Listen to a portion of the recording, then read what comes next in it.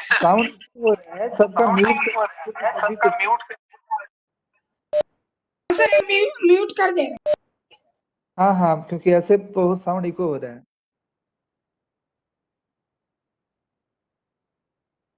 ठीक है, now it's okay.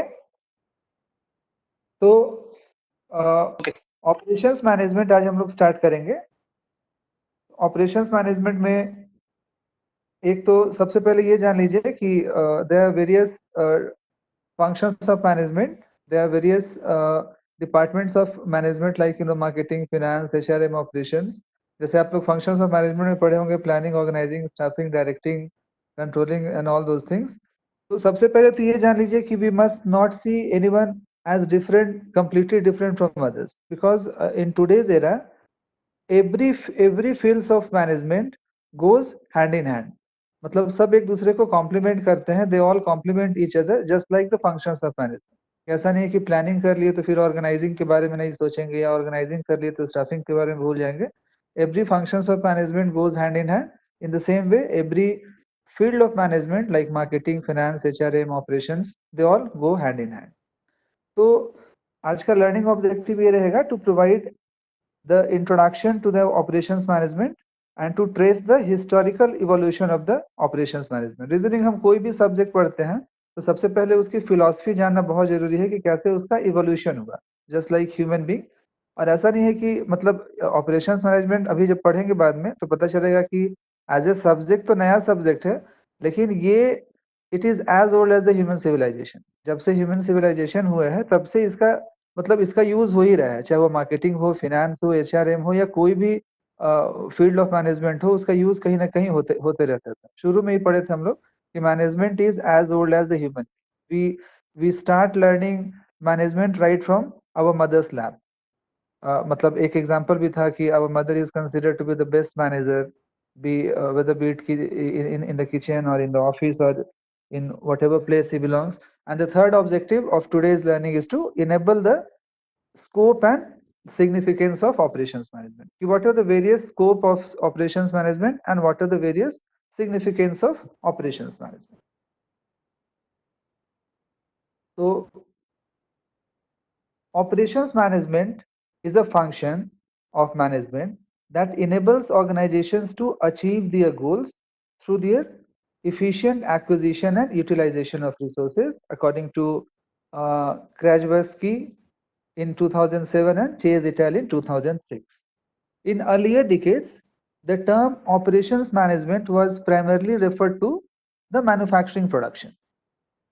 कहने का मतलब when the industrial revolution started, so people used to say कि operations management is nothing but the manufacturing process. But as the concept evolved, as the theory evolved, तो लोगों को लगा जैसे अभी अगर हम बात करें अमेजन की, या अगर किसी भी प्रोडक्ट की बात करें, किसी भी इंडस्ट्री की बात करें, तो उसका मेन फंक्शन सिर्फ और सिर्फ बनाना नहीं होता है, बल्कि अल्टीमेट कस्टमर तक पहुंचाना भी उसका गोल होता है। तो इस वजह से ऑपरेशंस मैनेजमेंट का भी इवोल्यूशन शुरू हुआ। However, operation is not only about manufacturing. It is operations management that gives any kind of organization, whether that be in a goods industry or service industry or manufacturing industry or whatsoever industry, it gives the particular industry the power to act. It gives the particular organization the power to act, to add more and more value for its customers, to capture value for its shareholders, and to share value with its ecosystem.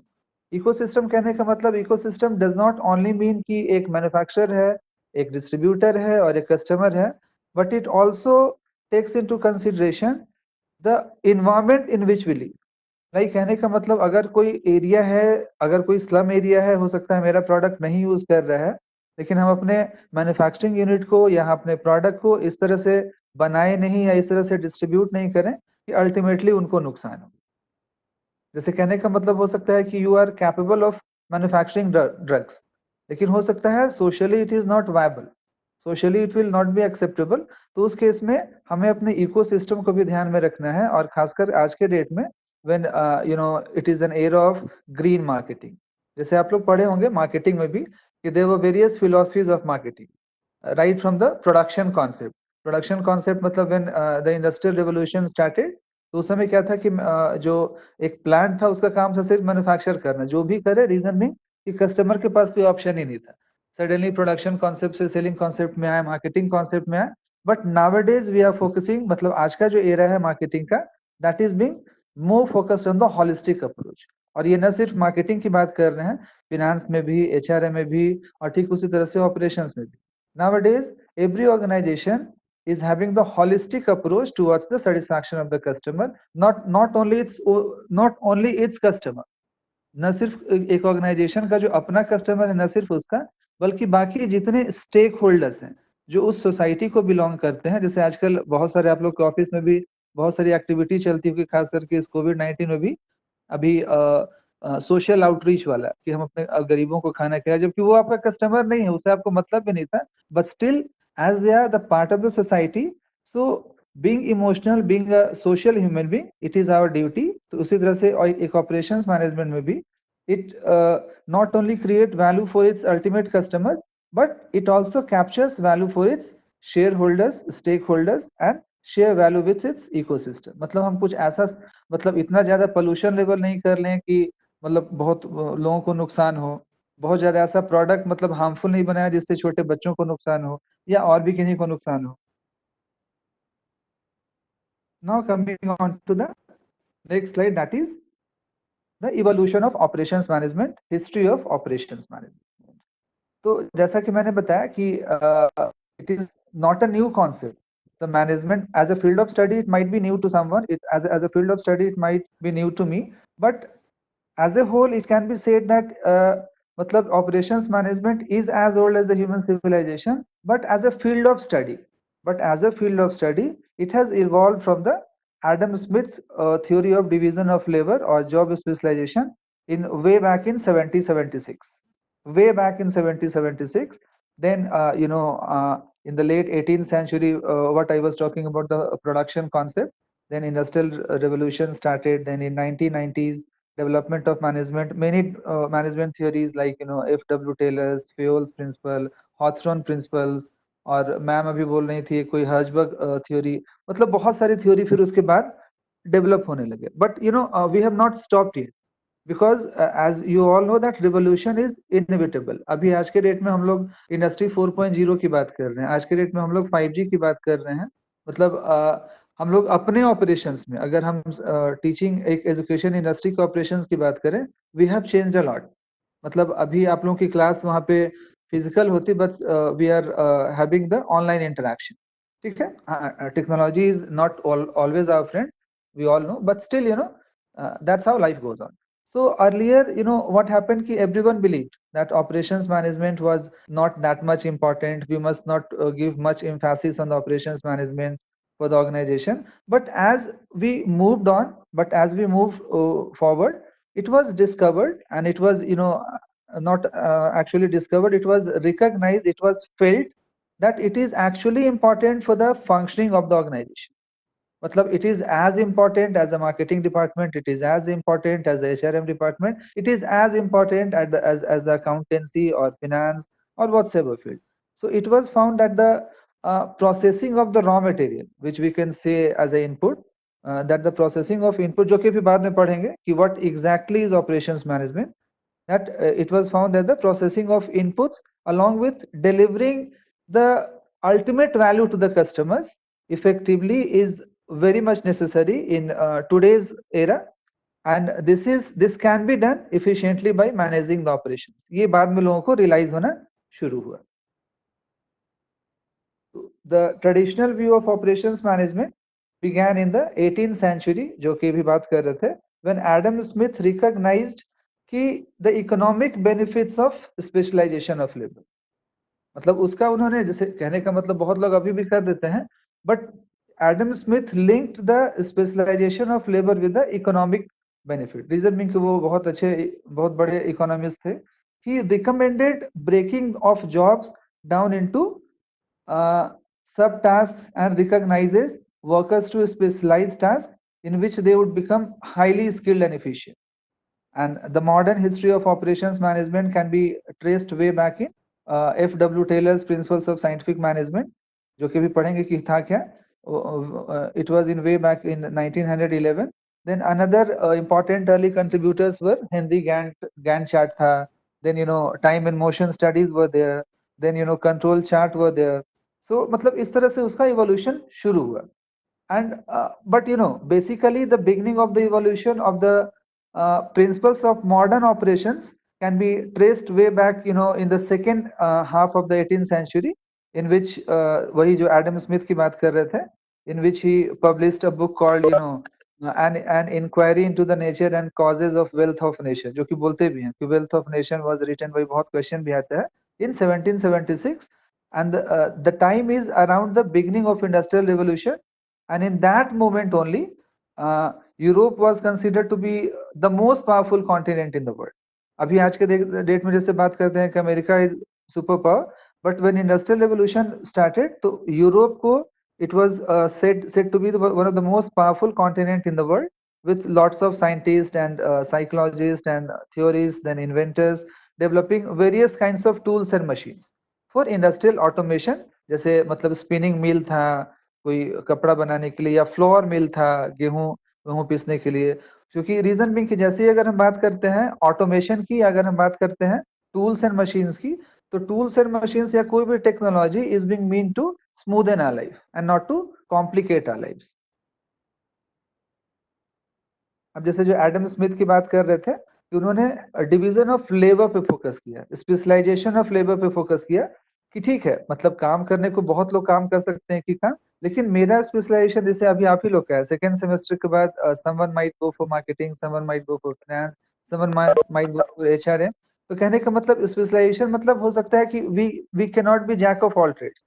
जैसे एक बहुत छोटा सा experiment था उनके book में लिखा हुआ था कि अगर हमें पिन बनाना है, एक मतलब पिन की अगर बात करें तो मेरे ख्याल से जैसे अगर हम बात करते हैं ना, वॉलमार्ट का एग्जांपल लेते हैं या टाटा का एग्जांपल लेते हैं, तो एक एग्जांपल बोलते हैं कि पिन से लेके ट्रक तक बनाता है या पिन से लेके कार तक बेचता है. तो इस तरह से मतलब एक पिन एक बहुत छोटा एग्जाम्पल है. तो पिन से भी मतलब एक आदमी जो है वो वायर को खींचता है, दूसरा उसको सीधा करता है, फिर उसको कोई कट करता है, कोई चौथा उसको पॉइंट करता है, पांचवा उसके ऊपर में वो करता है, फिर उसको मतलब इस तरह से करते करते क्या है कि एडम स्मिथ बताए थे कि एक छोटे से पिन को बनाने में वी कैन आइडेंटिफाई वो 18 शायद जो है वो डिस्टिंक्ट ऑपरेशंस की बात किए थे. मतलब 18 वेरियस स्पेशलाइजेशन एक पिन को बनाने के लिए हो सकता है. Then moving on to the scientific principle, ये बहुत इंपॉर्टेंट है इसलिए कि इन्होंने क्या किया था कि रूल ऑफ थंब को ब्रेक किया था कि ये नहीं कि जो पहले से चला आ रहा है वही हमेशा सही हो. It is not like that. तो इनका 4 प्रिंसिपल्स आप लोग पढ़े भी होंगे, जैसे हेनरी फेयोल का पढ़े होंगे, एफडब्ल्यू टेलर का, ये आप लोग ओबी में पढ़े होंगे या एचआरए में भी हो सकता है, अभी इन कमिंग वीक हो सकता है इससे रूबरू होना पड़े. तो ही फोकस्ड कि management is a science and not rule of thumb. Then he focused on the harmony and not discard, cooperation not individualism, development of every person to his or her greatest efficiency and prosperity. लेकिन ये जो principal है ऐसा नहीं कि खत्म हो गया.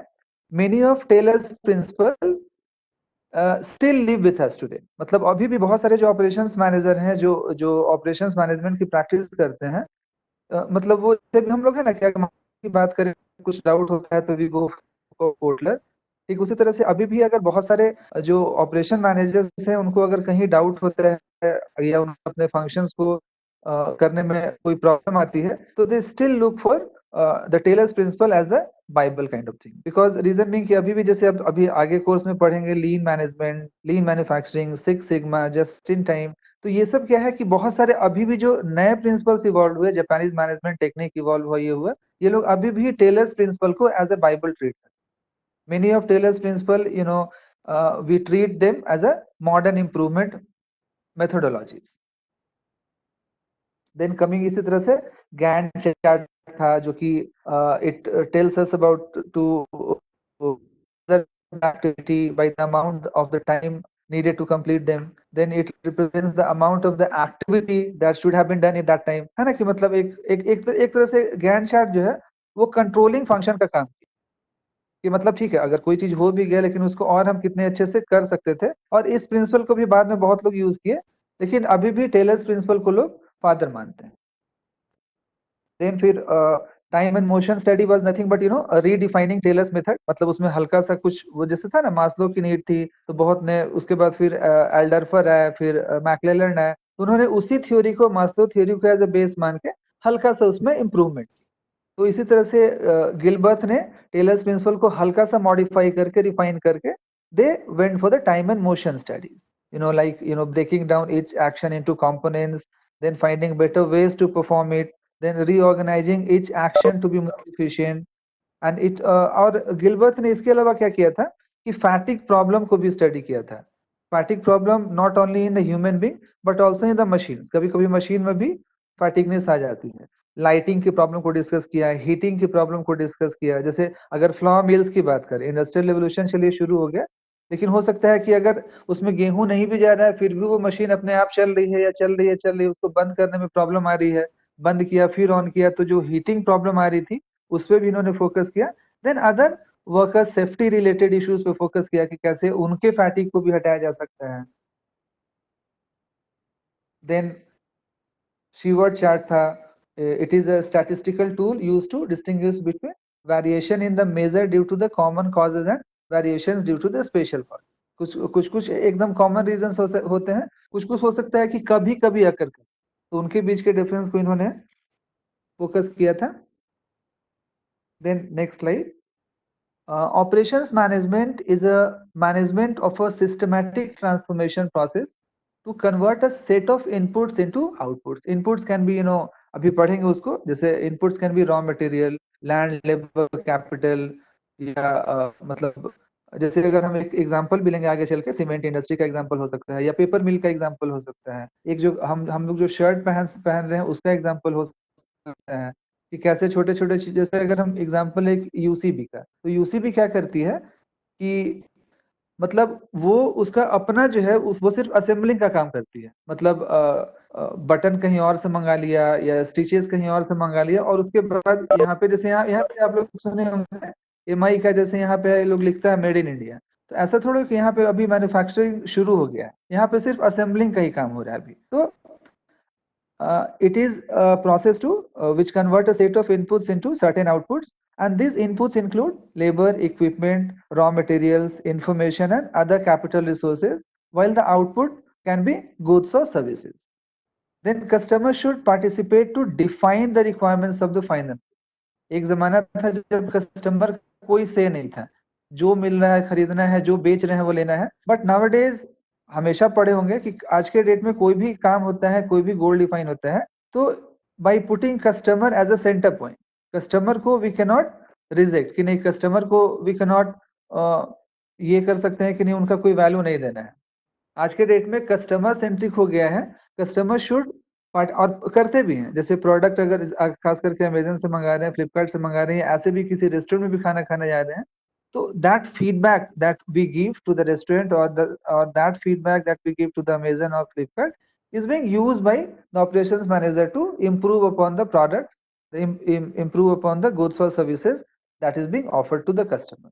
So customer could participate to define the requirements of the final goods and services in terms of cost, quality and variability. हो सकता है कोई कस्टमर बोले कि नहीं इसकी कॉस्टिंग ज्यादा है, रीजन बिंग कि पहले ही बात किए थे कि to increase the to give the value to the customers, and value is being, उसका वैल्यू का अभी तक कोई स्टैंडर्ड डेफिनेशन अभी तक नहीं आया है। वी स्टिल कंसीडर कि value as a relationship between the price that we are paying and the goods or services that we are getting or the satisfaction level that we are getting.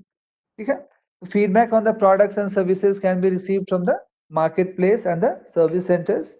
In this environment, मतलब in this changing environment, operations management serves as a continuous improvement process to enhance quality, productivity and in due course of time customer satisfaction. Reason में कि कोई भी marketing department हो या finance department हो या HRM department हो, उसका अल्टीमेट गोल जो है to satisfy the customer.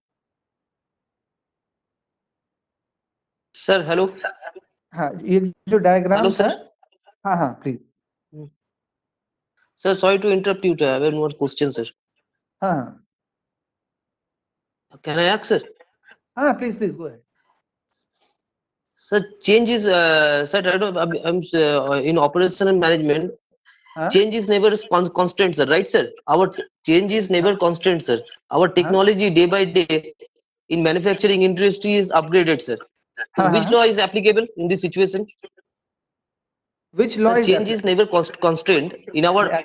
Yes, sir. Just to give you the answer to this question.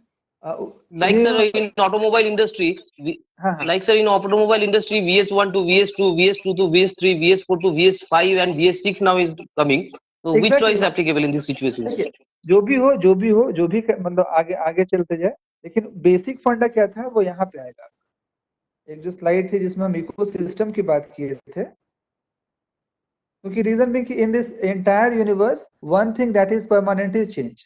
क्योंकि कोई भी चीज जो है वो मतलब ये नहीं है कि एकदम अगर एक चीज बना दिए तो वही हो। जैसे अगर हम बात करें पेन की बात करें, पहले हम लोग अगर बचपन में लोग उसका यूज करते थे, कंडा का पेन आता था, उसको इंक में डालते थे, लिखते थे, लेकिन आज के डेट में शायद कोई इसको यूज नहीं करेगा। रीजन भी कि कस्टमर जो है वो चाहता ही नहीं है, कस्टमर को जल्दी चाहिए, they have to manage their times. तो ये चीज तो हमेशा ध्यान रखिएगा कि no theory is permanent but the basic remains the same. Basic क्या है, अब इसका बेसिक क्या है, to satisfy the customer, because every change management is not good for the organization, every change management might not be good for the customer। तो हम कोई भी चेंज करते हैं तो हमें कस्टमर को सेंटर पॉइंट में रखना होगा। जैसे एक बहुत अच्छा एग्जांपल है इसका, अभी क्या है कि हम लोग जो मीटिंग कर रहे हैं, अभी जो क्लास दे रहे हैं, we are taking on Webex platform, ठीक है। अभी क्या था कि we have so many options and we have had so many options like Zoom app was also there, but क्या हुआ कि Zoom app में MHRD का एक रेगुलेशन है कि Zoom app is not safe, तो इसका यूज मत कीजिए। वी आर नॉट यूजिंग, लेकिन बहुत लोग यूज कर रहे हैं इसका। अब कहने का मतलब बहुत मतलब एजुकेशन इंडस्ट्री में भी बहुत सारे एजुकेशन इंडस्ट्री इसका यूज कर रहे हैं। रीजन भी उनको हो सकता है लगता होगा कि इसमें कम डेटा खपत हो रहा है तो चलो यूज करते हैं, मेरा क्या जा रहा है। But taking into consideration the safety of the student, the safety of the data, तो हो सकता है कि हम लोग को लगे कि नहीं वेबएक्स हो सकता है ज्यादा डेटा कंज्यूम कर रहा होगा, but still we must not compromise on the safety concern of the student, safety concern of the faculty. तो क्या हुआ अब, लेकिन अब इसी में क्या है कि पता चला कि मैंने क्या बोला, इकोसिस्टम को भी ध्यान में रखना है। Ecosystem does not mean only air water और ये सब जो है, गवर्नमेंट की जो पॉलिसी है वो भी कहीं ना कहीं इकोसिस्टम का पार्ट है। अगर कहने का मतलब गवर्नमेंट का रेगुलेशन आता है कि नहीं आपको इंडियन मेड ऐप ही यूज करना है, तो उस समय हम लाख कोशिश भी कर लें कि नहीं हम इसमें ज्यादा हम इफेक्टिव यूज कर सकते थे, ज्यादा इफिशिएंटली यूज कर सकते थे, but still that was the norm given by the government. मतलब वी वर फोर्स्ड कि नहीं हमको जो है वो इंडियन ऐप अगर कोई है तो आप लोग नाम बता सकते हैं तो उसी पे ले सकते हैं। तो जैसे BS4, 6 या फिर जैसे आप अभी बात कीजिए ना, बहुत सारी ऑटोमोबाइल सेक्टर की बात किए, बहुत सारा ऑटोमोबाइल सेक्टर जो वो इलेक्ट्रिक इंजन की ओर मतलब अपने आप को ट्रांसफॉर्म करने की कोशिश कर रहे हैं, and many of them are experimenting also. तो इसका क्या रीजन है, वही है कि मतलब उनको पता है। रीजन भी कभी जब आगे पढ़ेंगे ऑपरेशंस मैनेजमेंट में तो there is a chapter called forecasting. तो फोरकास्टिंग में हम लोग ये भी फोरकास्ट करके हो सकता है इलेक्ट्रिक इंजन की ओर जा सकते हैं। नंबर वन इसकी जो इन्वायरमेंट का कंसर्न है, पोल्यूशन कंसर्न है, नंबर वन इज दैट। दूसरा चीज ये है कि ये हो सकता है कि ये लगे कि नहीं यार पेट्रोल डीजल हो सकता है non renewable source of energy है, तो वो एक समय डायनासोर टाइप एक्सटिंक्ट हो जाएंगे, तो हमें कुछ उसका सब्स्टिट्यूट खोजना पड़ेगा। ठीक है, right, okay, thank you sir. Now coming on to that transformation process.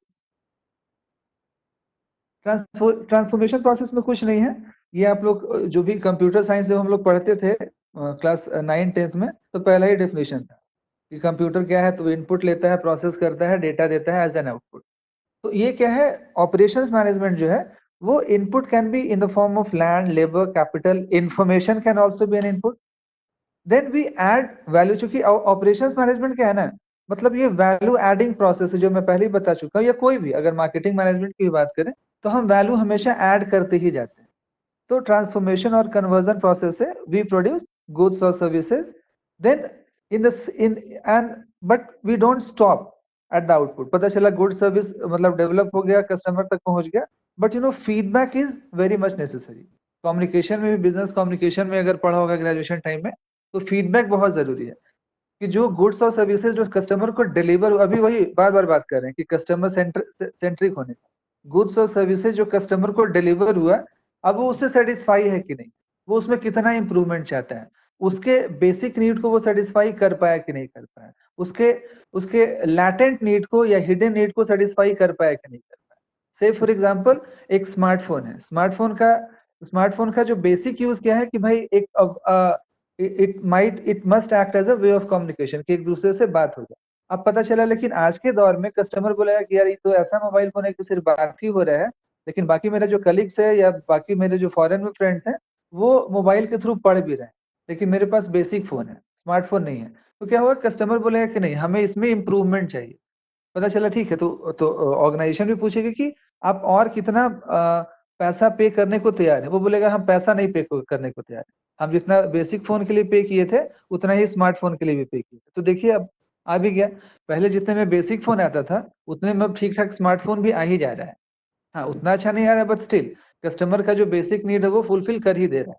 कैमरे की क्वालिटी हो सकता है उतनी अच्छी नहीं हो, बट स्टिल उतने ही प्राइस में उसको कैमरा वाला मोबाइल भी मिल जा रहा है। जैसे मान लीजिए अभी जो बात कर रहे थे कि अभी मान लीजिए जैसे अगर हम एग्जांपल है पेपर इंडस्ट्री का या सीमेंट इंडस्ट्री का, तो ठीक इसी डायग्राम में अगर हम पुट करें इनपुट में, तो मान लीजिए अगर सीमेंट की बात कर रहे हैं तो रॉ मटेरियल क्या क्या हो सकता है। अगर आप में से कोई बीटेक बैकग्राउंड का होगा या मेटलर्जी डिपार्टमेंट का होगा तो ज्यादा अच्छे से बता पाएगा। जैसे लाइमस्टोन शायद यूज करते हैं, वी यूज बॉक्साइट, सैंड का यूज होता होगा, जिप्सम का यूज होता होगा, कुछ आयरन और भी कहीं कहीं डालते हैं। देन प्लांट मशीनरी भी देखिए, लेबर कैपिटल, तो इस केस में लैंड मतलब कोई लैंड होगा उसी उसी पे तो प्लांट होगा, मैन्युफैक्चरिंग यूनिट हमारी वहीं पे बैठेगी, हमारी मशीनरी वहीं पे बैठेगी, स्पेयर पार्ट्स होना चाहिए, फिर man power is a must. उसके बाद उसको हमने प्रोसेस किया। अब processing can be in the form of उसको क्रश कर सकते हैं या ग्राइंड कर सकते हैं, या और भी बहुत सारा कैल्सिनेशन का शायद प्रोसेस होता था वो कर सकते हैं।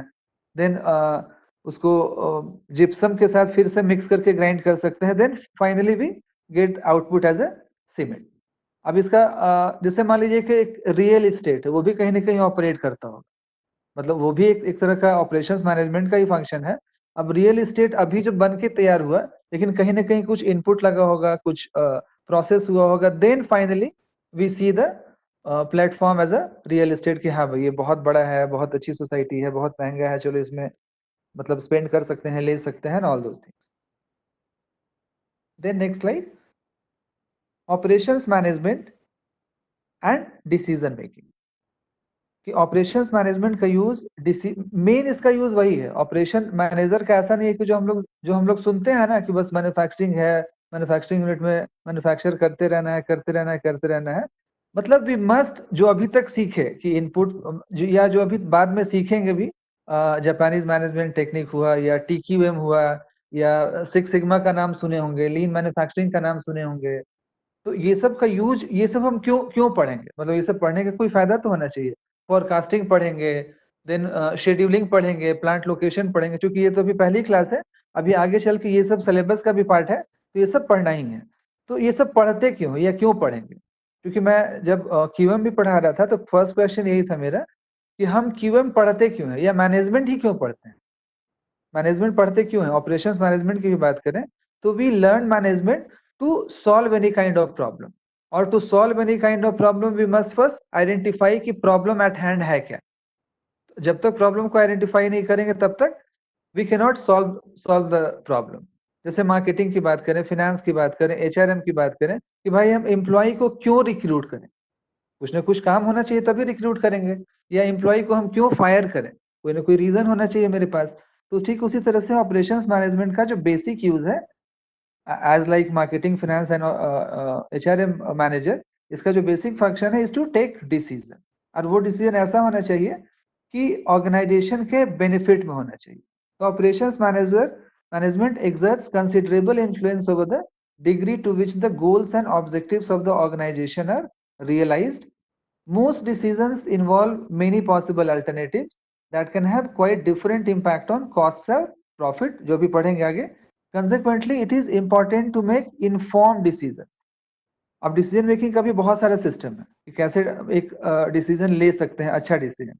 Operations management professionals make a number of key decisions that affect the entire organization. ये तो हम बात कर रहे हैं ऑर्गेनाइजेशनल पॉइंट ऑफ व्यू से कि ऑपरेशंस मैनेजर मतलब मैनेजर लेता है। अगर हम पर्सनल लेवल पे बात करें तो डिसीजन मेकिंग जो फंक्शन है एक नॉर्मल ह्यूमन बीइंग के भी अंदर में, हम सबसे ज्यादा जो काम करते हैं वो डिसीजन ही लेते हैं। जैसे अभी भी डिसीजन लिए होंगे कि whether to attend the online session और not, whether to attend the second class और नॉट, मतलब ये सब decision, whether to install the WebEx और नॉट।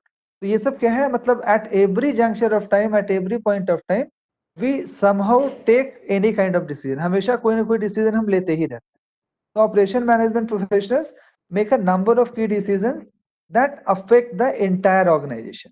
अब एंटायर ऑर्गेनाइजेशन को कैसे अफेक्ट कर सकता है, मतलब दैट माइट अफेक्ट द कि सप्लाई चेन में जो है हम कहाँ से रॉ मटेरियल का एक्विजिशन करें, कहाँ से लाएं, प्रोसेसिंग में और कैसे, जो अब कुछ लोग सवाल पूछ रहे थे कि VS4 VS5 VS6 की बात कर रहे हैं, और कैसे इंप्रूवमेंट लाएं, और कैसे इन्वायरमेंट फ्रेंडली प्रोडक्ट बनाएं, और कैसे ग्रीन मार्केटिंग की ओर बढ़े, मतलब भी most of the time we take decision. अब किस टाइप का डिसीजन लेते हैं, डिसीजन जब भी आएगा तो वो क्वेश्चन मार्क में ही आएगा, व्हाट, हाउ, व्हेन, वेयर, कब, कैसे।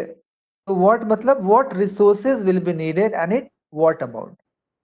अगर मान लीजिए हम पेपर इंडस्ट्री बना रहे हैं और बात करें कि पेपर इंडस्ट्री में हमें गोल्ड चाहिए, तो मेरे ख्याल से गोल्ड बेसिक नीड नहीं है। हो सकता है दुबई में गोल्ड का भी पेपर बनता होगा या बहुत जगह बनता होगा, लेकिन अगर हम एक स्टैंडर्ड फॉर्मेट की बात करें, जो एक ट्रेडिशनल फॉर्मेट की बात करें, तो मेरे ख्याल से पेपर इंडस्ट्री में अगर गोल्ड के इनपुट की बात कर रहे हैं कि gold as a resource will be needed, तो शायद ये बेईमानी हो। तो what resources will be needed, जैसे अगर सीमेंट का बात किए तो सीमेंट में क्या था कि भाई लाइमस्टोन चाहिए, इतना लेबर चाहिए, इतना वो चाहिए। जैसे अगर हम बात करें लेबर की भी बात करें, तो राजस्थान के जो लेबर होते हैं वो ग्रेनाइट इंडस्ट्री में, मतलब जो मार्बल का काम होता है हमारे घर में या कहीं भी ऑफिस में, तो वहां पे राजस्थान के लेबर ज्यादा फिट माने जाते हैं, तो शायद उनकी डिमांड उस इंडस्ट्री में ज्यादा होगी। तो what resources will be needed and in what amount, when, when will each resource be needed, वो रिसोर्स का जो जरूरत होगा वो कब पड़ेगा। Then when should the work be scheduled, कब आगे प्रोसेस करें। When should materials and other supplies be ordered, कब उसको ऑर्डर करना है। And when is the corrective action needed, ये बहुत इंपॉर्टेंट, जो मतलब ये एक्चुअली जो कंट्रोलिंग फंक्शन का पार्ट था, जो हम लोग पढ़े थे फंक्शंस ऑफ मैनेजमेंट में, कि कंट्रोलिंग भी जो है एक फंक्शन ऑफ मैनेजमेंट है। तो कब करेक्टिव एक्शन लेने की जरूरत पड़ सकती है। Then where will the work be done, कहाँ करेंगे, ये जो पढ़ेंगे हम लोग आगे चल के, प्लांट लोकेशन का ये पार्ट आ जाएगा कि वो वर्क जो है वो कहाँ शेड्यूल करें। जैसे है ना, अगर हम एक शादी को ऑपरेशंस माने, शादी को एक काम माने, तो शादी में भी क्या है कि अब शादी कहाँ करना है, कब करना है। या अगर हम खाना बनाने की बात करें, तो क्या क्या, अगर मान लीजिए कि से फॉर एग्जाम्पल हमने सोचा है कि हमें ये बनाना है, पनीर की सब्जी बनानी है, तो उसके लिए क्या क्या जरूरत पड़ सकता है, कब जरूरत पड़ेगा, या अगर हमको डालना भी है तो कब मसाला डालेंगे, कब शिमला मिर्च डालेंगे, कब पनीर डालेंगे, कब फ्राई करेंगे, कितनी आंच पे फ्राई करेंगे, मतलब all these are part of the decision making process. Then next slide में आप लोग देख रहे होंगे, how, how will the goods और सर्विसेज बी डिजाइन, कैसे डिजाइन करेंगे, मशीन में डिजाइन करेंगे या हैंडमेड करेंगे या जो करेंगे। How will the work be done, how will resources be allocated, then who will do the work, करेगा कौन। जैसे अगर करने वाली बात पे आएंगे, तो हम फिर जाएंगे वहीं पे जो आप बात कर रहे थे ना, कि ऑटोमोबाइल सेक्टर में चेंजेस होते हैं, लेकिन the basics will remain the same, basic remains the same, चाहे कितना भी कैलकुलेटर आ जाए, कुछ भी प्रोग्राम आ जाए, लेकिन 2+2 विल रिमेन 4, मेरे ख्याल से उसमें कोई बदलाव नहीं होगा। तो basics of any field of management will remain the same. फिर हम लोग बैक टू एडम स्मिथ के पास जाएंगे, जो डिवीजन ऑफ लेबर की बात उन्होंने कही थी, कि कौन करेगा, मतलब स्पेशलाइज्ड कौन है इस सब्जेक्ट का, कौन इसको जल्दी कर सकता है, कौन इसको ज्यादा अच्छे से कर सकता है। Operations managers daily concerns include कितना कॉस्टिंग होना चाहिए, कितनी बस्टिंग होनी चाहिए, किस लेवल की क्वालिटी होनी चाहिए, क्वालिटी चेकिंग भी आगे का पार्ट है जो पढ़ेंगे। देन क्या शेड्यूल होना चाहिए, पहले क्या बनना चाहिए, अगर हम घर की बात करें या अगर हम खाने की बात करें, पहले रोटी बनना चाहिए या पहले चावल बनना चाहिए, या पहले सब्जी बननी चाहिए या पहले सलाद कटना चाहिए। देन जो फर्स्ट स्लाइड में था कि लर्निंग ऑब्जेक्टिव में एक ये भी पार्ट था, what are the various scopes of production and operation. तो पहला है, जो कि सब सिलेबस का भी पार्ट है, जो कि हम धीरे धीरे आगे पढ़ेंगे नेक्स्ट क्लास में।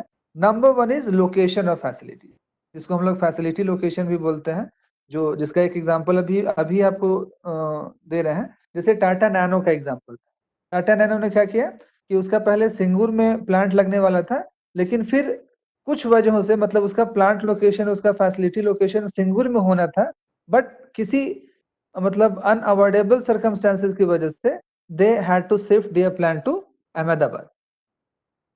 Then second scope is the plant layouts and material handling. मतलब लोकेशन डिसाइड कर लिया कि कहाँ से करना है, देन उसका लेआउट कैसे होगा. जैसे मान लीजिए से फॉर एग्जांपल एक बहुत मतलब एक लेमन लेवल का एग्जांपल है, से फॉर एग्जांपल एक बर्थडे पार्टी मनानी है, एक ऐसे ही है, मतलब एकदम मैन्युफैक्चरिंग का एग्जांपल नहीं है, लेकिन से फॉर एग्जांपल एक बर्थडे पार्टी मनानी है, किसी आप ही लोग में, किसी कलीग्स में, किसी फ्रेंड का होगा, तो पहले डिसाइड करते हैं ना कि उसका बर्थडे कहाँ पे मनाएंगे.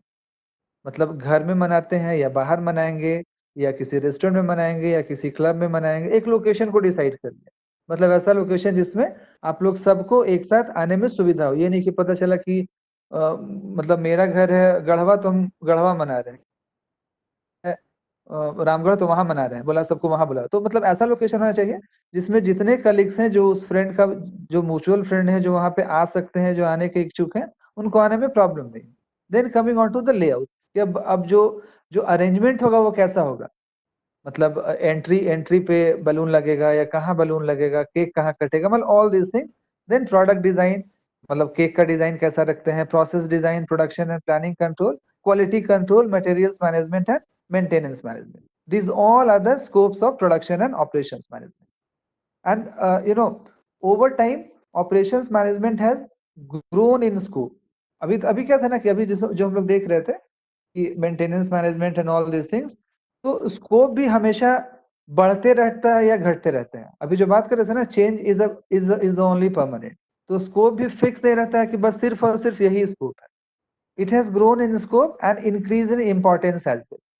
आज के डेट में we utilize many research tools. जैसे क्यूएम में पढ़ा होगा, रिग्रेशन एनालिसिस था, अभी एसपीएसएस के थ्रू भी टूल्स हैं, देन बहुत सारे सॉफ्टवेयर के थ्रू हैं. अभी आज के डेट में तो बात करें, एआई है, आर्टिफिशियल इंटेलिजेंस के थ्रू हम लोग डिसीजन ले सकते हैं या स्कोप को बढ़ा सकते हैं, घटा सकते हैं. तो today we utilize many research tools and techniques for the systematic decision making, जैसे अगर फोरकास्टिंग ही करना है, एंड प्रॉब्लम सॉल्विंग.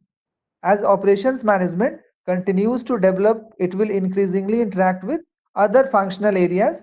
मतलब ऐसा नहीं है कि we cannot see any areas of management aloof, कि नहीं ये तो मार्केटिंग का है, ये फाइनेंस का है, ये एचआरएम का है. जैसे बात करें, अभी प्रधानमंत्री मोदी जी का 8 बजे से भाषण भी आने वाला था, तो बहुत लोग हो सकता है बोले नहीं झारखंड का बात क्या करते हैं, बिहार का बात क्या करते हैं.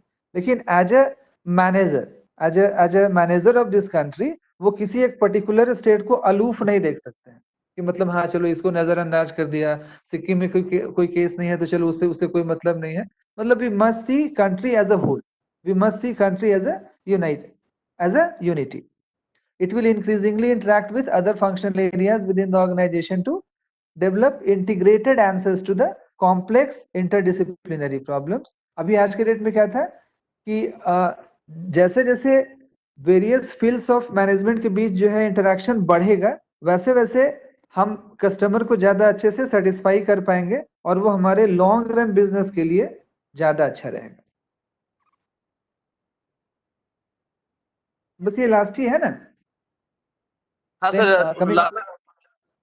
हाँ बस खत्म ही कर रहे हैं ना. Then coming on to the various objectives of production और operations management. Number 1 is to maximize customer satisfaction through quality, through reliability, cost और delivery time.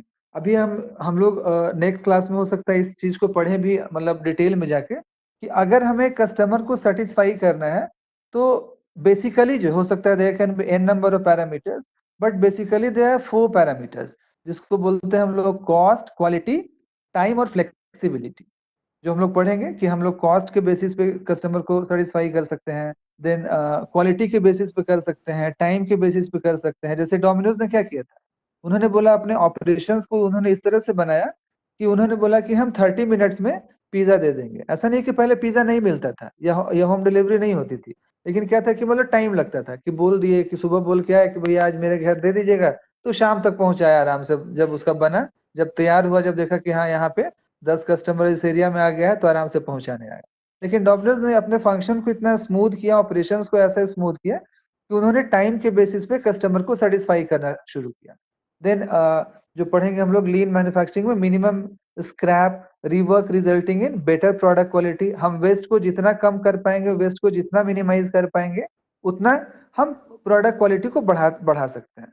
Then minimum possible inventory levels, जो आगे के सिलेबस का पार्ट है, just in time approach, Japanese management technique है, Toyota ने शुरू किया था कि जस्ट इन टाइम, मतलब इसमें क्या है कि inventory cost almost tends towards zero हो जाते हैं। Then maximum utilization of all kinds of resources needed, मतलब मैक्सिमम कहने का मतलब इसको हम लोग ऑप्टिमम ही बोल सकते हैं। Optimum utilization of all kinds of resources needed, optimum utilization of all kinds of inputs that we get, optimum utilization of all the machinery that we are having, optimum utilization of the processing unit, then optimum possible production, मतलब जिसको हम बात किए थे, शुरू किए थे input से, processing then output, maximum possible production. Then last but not the least is, जो आज के डेट में बहुत इंपॉर्टेंट है, is the concern for the protection of our green environment. अभी खास करके ये जो कोविड-19 आया है, इसके बाद बहुत सारे मैन्युफैक्चरिंग यूनिट, बहुत सारे प्रोडक्शन यूनिट क्या करेंगे, गवर्नमेंट का ही रूल्स एंड रेगुलेशन आ जाएगा कि हम इन्वायरमेंट से ज्यादा छेड़छाड़ नहीं कर सकते हैं। इन्वायरमेंट को आपको मतलब सबसे कोर पे रखना है, अपने दिल पे रखना है, मतलब at the core of your heart there must be the concern for the environment, there must be the concern for our ecosystem. तो नेक्स्ट क्लास में जो है वो हम लोग बात करेंगे ऑपरेशन स्ट्रैटेजी की भी, और ऐसे अगर कोई प्रॉब्लम हो तो व्हाट्सएप पे भी आप लोग पूछ सकते हैं। और स्वाध्याय पोर्टल आई सपोज कि सब लोग उसको असेस कर ही रहा होगा, है ना?